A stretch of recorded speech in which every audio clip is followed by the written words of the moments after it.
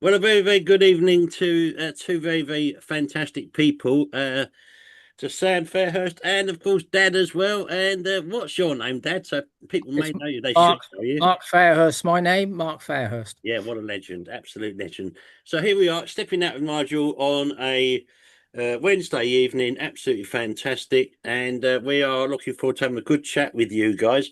Now, Sam, been doing this for quite a while now, but started off in junior dragster. You've got such a history about you, but so tell us a little bit about your days in junior to start with.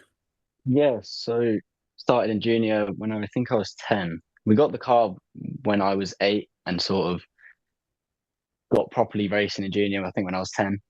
And yeah, loved it. We were always sort of like we were racing for fun to get me used to the etiquette of racing into, you know, the passion of the sport rather than competing too hard. Just having fun, getting used to racing, getting used to the whole environment of the track. Yeah. And I think it definitely helps, especially now. But yeah, so started racing in junior dragster, worked my way through it. I was always kind of quiet, um, staying with mum and dad in the pits. And then later on, I sort of thought, you know, I've seen so many people make so many good friends. Why don't I sort of reach out and start making more friends? So that's what I did.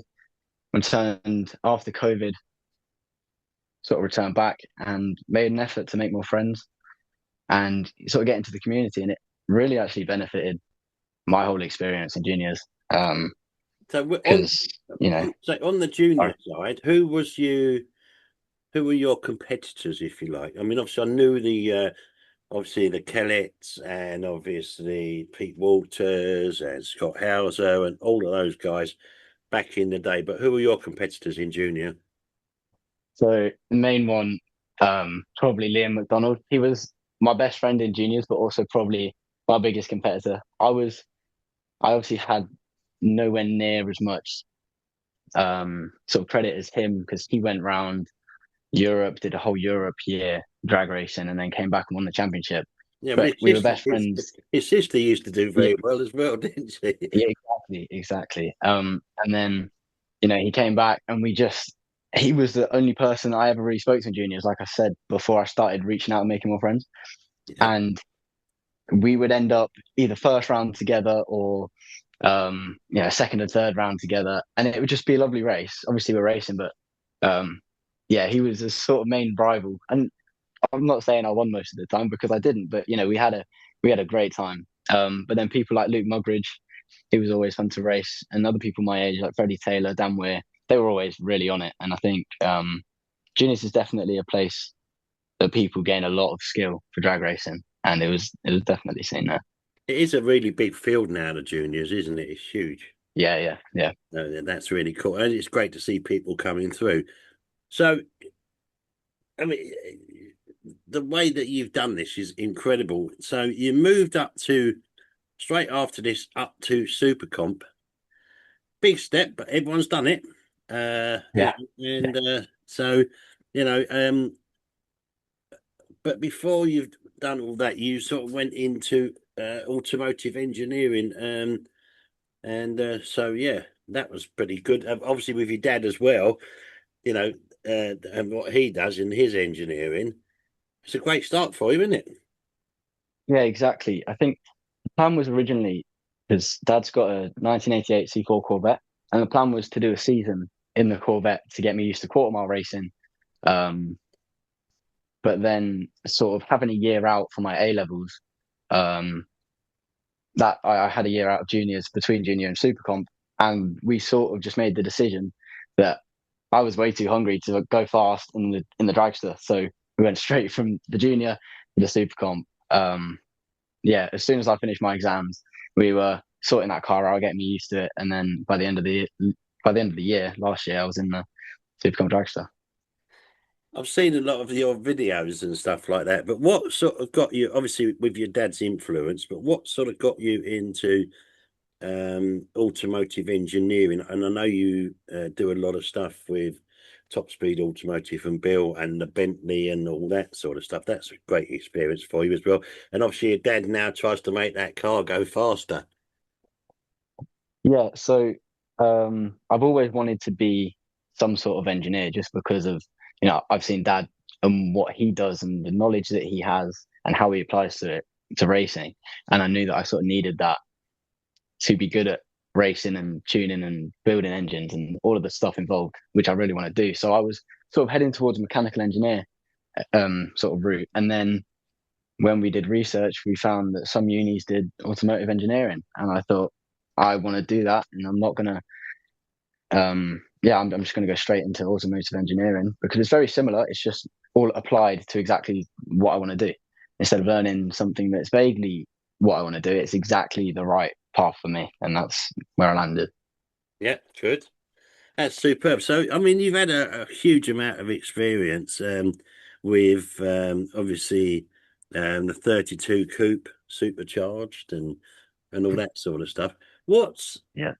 obviously you've got the engineering, you've got the degree now and everything else, but what motivates you so much with the drag racing world? Because you're making a lot of friends now, and you're moving on. I see you as being one of the stars of the future. Thank you You know, very much. yeah, and Yeah, where those where would you like to take it in the future? What's your aim for the future? that's a really good question. I think first of all, with the motivation, there is just so much, when you have that 6 months off of racing in the winter, you sort of realize how much you miss it. And there's so much involved. I love every single part of it. The behind the scenes and the actual driving of it is what makes it. For the future, I would love to win championship in Supercomp, to Right? be honest. I'm not saying that's going to be anytime soon, but we are working.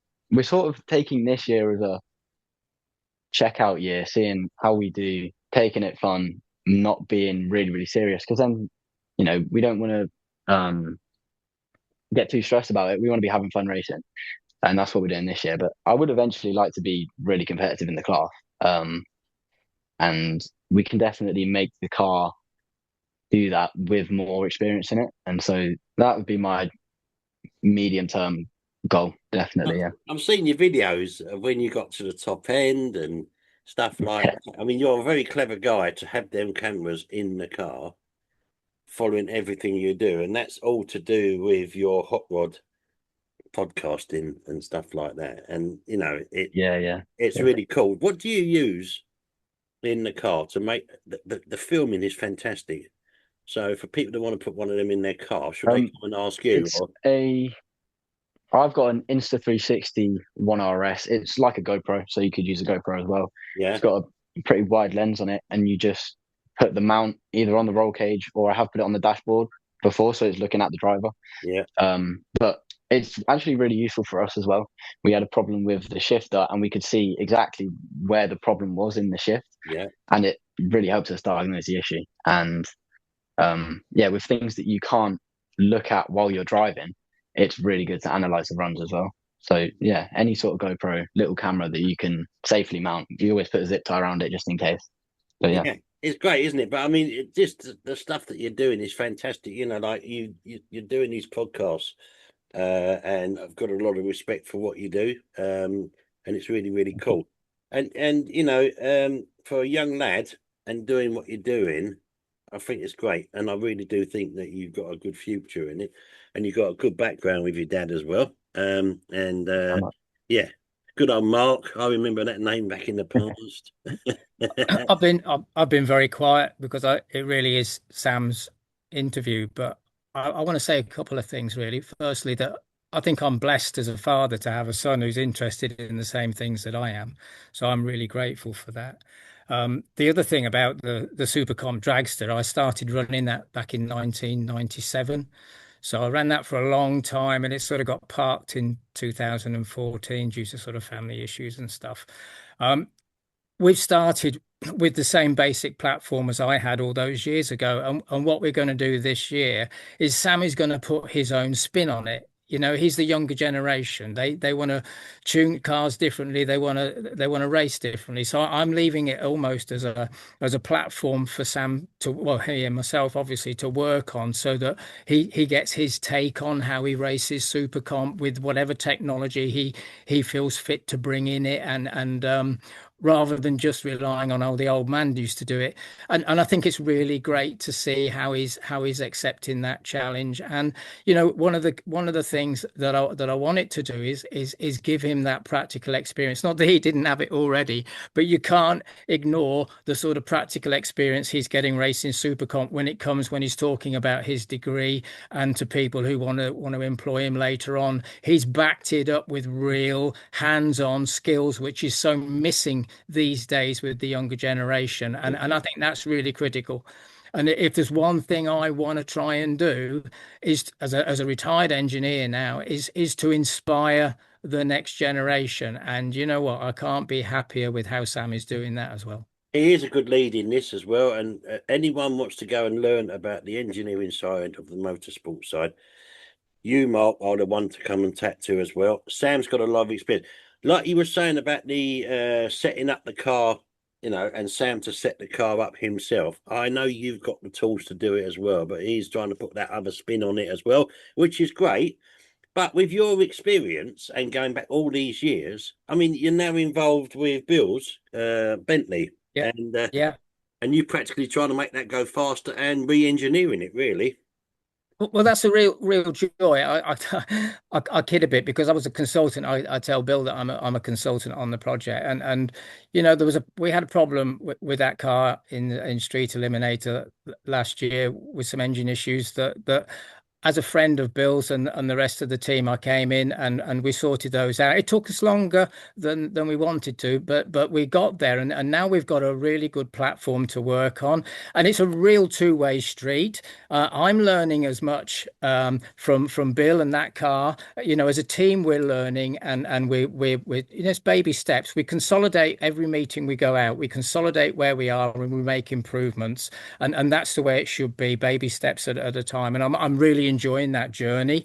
But like I say, it really is a two-way street, and I've enjoyed, having been retired, I've enjoyed working as an engineering team again, and I call it like that. It's a project, and working on an engineering project of such a high caliber, and Sam has got involved, in it as well. And what a fantastic opportunity to learn, not only racing his car and all the projects we've got here at Fairhurst Racing, but being involved with such a high quality team as Bill and that crowd at Top Speed. They are good, aren't they? I mean, that is effectively the world's fastest street legal Bentley, isn't it? Definitely, Let's yeah. be fair. Yeah. And with your engineering behind it, what's it like doing engineering on a Bentley engine, making it that good? It's it's a very complicated engineering system, which is something that I'm used to, and you treat it like that, like all complex engineering systems with mechanical aspects, obviously control aspects. We try a lot to control the things that we can and make really good estimates about the things that we can't, and that's a lot of what drag racing is about these days. And with the other people that are involved in there on the sidelines, with John Webster doing the tuning of the chassis, and Dave Rowe has been helping a heck of a lot getting the engine tune right, having made some modifications over the winter. So learning from those really skillful people is a joy, and Sam's seeing that as well. And all this experience just feeds into rich life pleasures and experience as you go forward, really. Not to put too small a point on it, it's a great opportunity that I wouldn't get just sitting in my garage here, building cars for myself. So I'm grateful for that opportunity as well. And then Awesome. both of you are always on the lookout for another car, and it's not unusual for you to put the car undercover on a trailer to where you are and go, "This is another project." That's not unusual, is it? I don't know whether Sam wants to comment about the cars we've got in the pipeline. Sam has got his own project car, which is a 1960 Carman Ghia VW. Nice. We have a T-bucket that we're building, and it's sitting on an engine test stand here with the 388 Hillborn mechanical fuel injected engine that's going in there. and we have another big block Chevy, which is a 496 old school build, and that is looking for Or a car. Yeah. for the next car. And Sam leapfrogged my project with the VW. So we are not short of work. I'm working 13 hours a day and loving every minute of it. But anyway, this is Sam's podcast. I've said my little bit, but maybe it's best to go back to Sam really and him talk about some of the other stuff. Whatever, Mark, but you're still a legend in my eyes. And carry on the good work. It's amazing. I do appreciate what you say, and thank you very much for the nice comments. That's all right. So, Sam, here we are. Sam, there you are. It's fantastic effort from you as well. And the stuff that you do your podcasting. Tell everyone about your podcasting. I've seen a lot of your podcasting with you going down the track and everything else, and your photography. So, tell us a little bit about that, mate. Yeah, so I think obviously I've watched YouTube videos all my life, and uh, yeah, there are so many people that I've sort of looked up to, and I've tried my fair share of doing content, random things. And a few years ago, I was just like, why don't I start a YouTube channel or like, a whole fairhurst racing content just to show everyone what we're doing? Because I felt like we were doing so much and we weren't really showing that many people. And I thought it needed to be showcased what we were doing because so many people would love it. And I want to document my story as well for the same amount. Like, I want to see how far we come in however long I do it and see the progress that we make in each of the cars. And I think that's really good. Yeah, I've just seen so many people, inspire me in America, in the UK. And yeah, so I just sort of took that leap and was like, it might be embarrassing to start with, but once I get over that sort of barrier and put it out there, it's actually really rewarding. And I found that, no matter how embarrassed you feel, the end product is going to bring so much benefit to you, and it ends up being normal to do, like recording videos in the pits. I love doing it. Yeah. And I get so many people just say, I love your videos. And yeah, I love doing it, and I love. So have you been asked by other teams to put cameras in their car or anything like that? Yeah, so I've been doing all the videos for Bill on the Bentley. Yeah. I've put out 3 videos, I think, so far. I'm working on the 4th. Yeah. But yeah, so that's really fun to do as well. It's kind of helping me with my video skills at the same time, just developing what I can do and how we can, produce really entertaining videos as well as racing professional. Yeah, I mean, as you say, you're documenting your future. I'm going to throw something in here, right?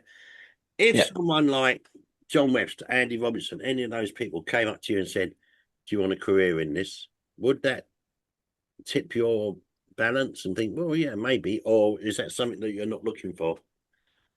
I definitely would. I would give it a go. Obviously, it depends on what other things I'm doing, and I think I will always prioritize my racing in the events that I can do because, that's what I love doing. But I also love gaining experience. So if it comes to a point where I'm being asked to do other things, I would love to do it. To be honest, yeah. You can, as Mark said, you can actually learn from those guys. They tune in, chassis, everything, Exactly. building the class, everything. Yeah. It's just something that I'll just sort of throw in there because these guys are very good. There's a lot of people in the drag racing world. Yeah. They have been doing it a very long time. And, and people like yourself, the future, there's you guys.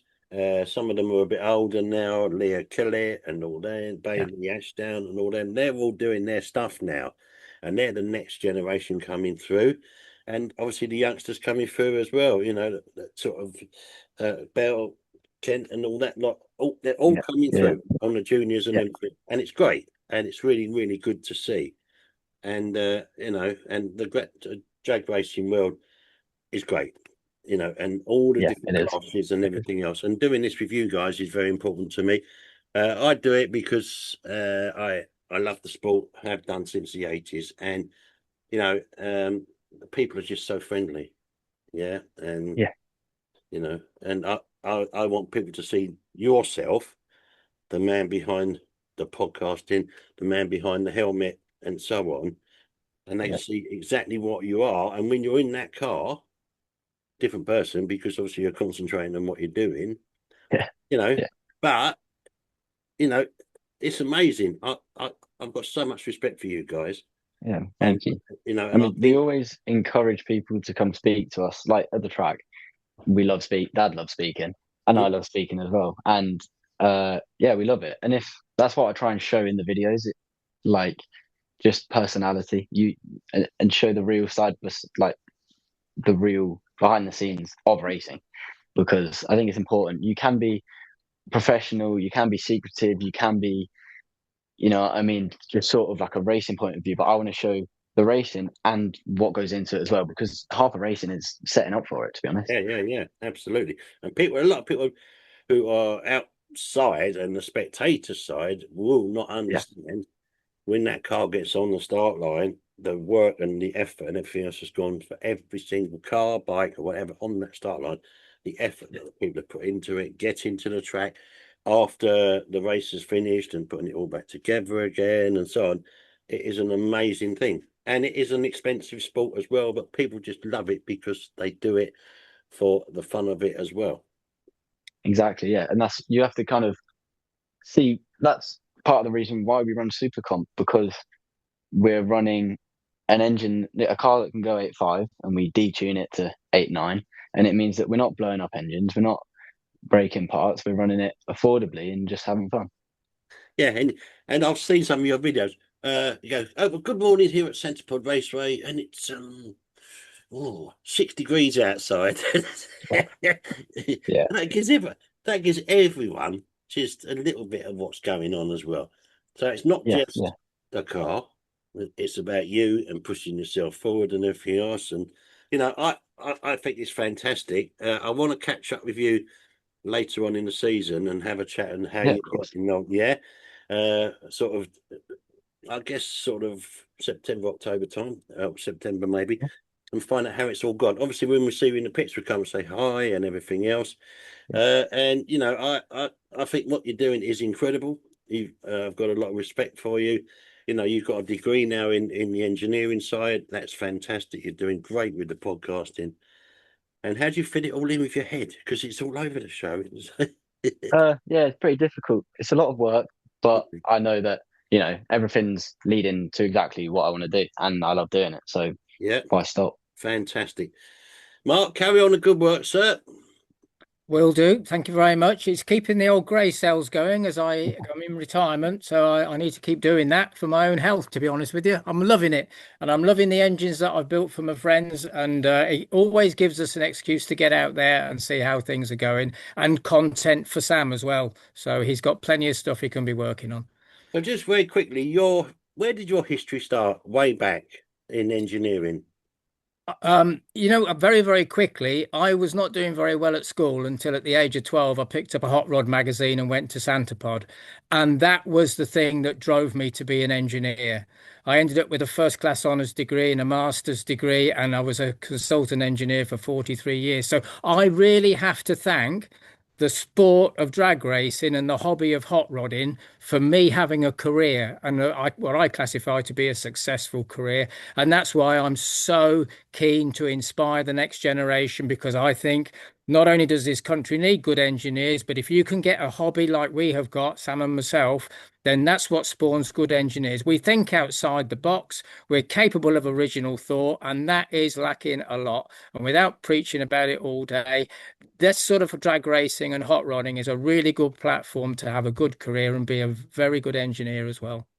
Thank you very much, Mark. Thank you very much indeed. I personally think you should be in the British Drag Racing Hall of Fame because you've been doing it a very long time. I'm nominating you, mate. Right. Well, that's very nice of you, Yeah, Nigel. no, fantastic for all your effort and trying to bring people forward. It's incredible.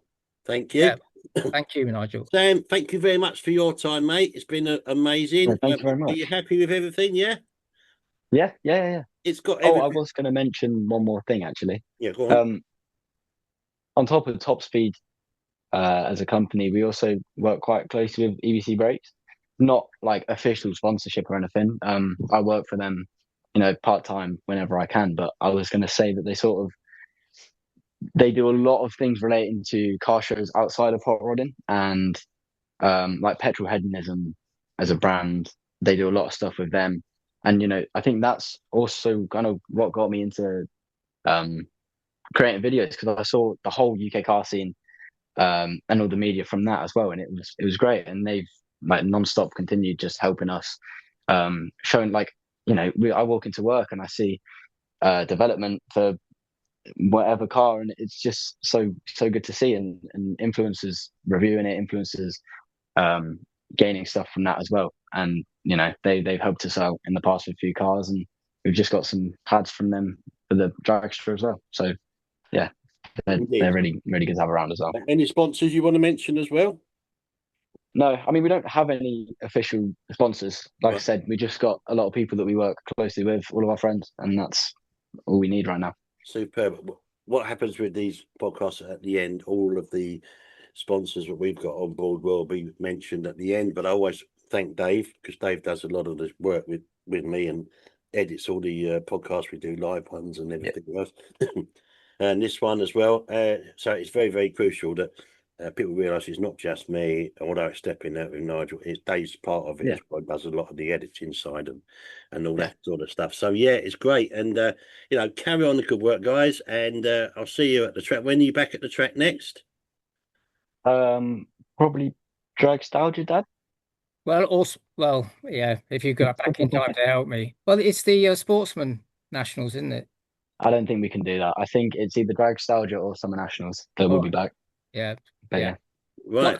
Got some team meetings to decide that one, haven't we? Yeah, in the shed. Yeah. Brilliant. Guys, thank you very much. Just stay there. I'll close this down and we'll have a quick chat afterwards. Okay, so thank you very much indeed. Sam Fairhurst, and of course, Mark as well.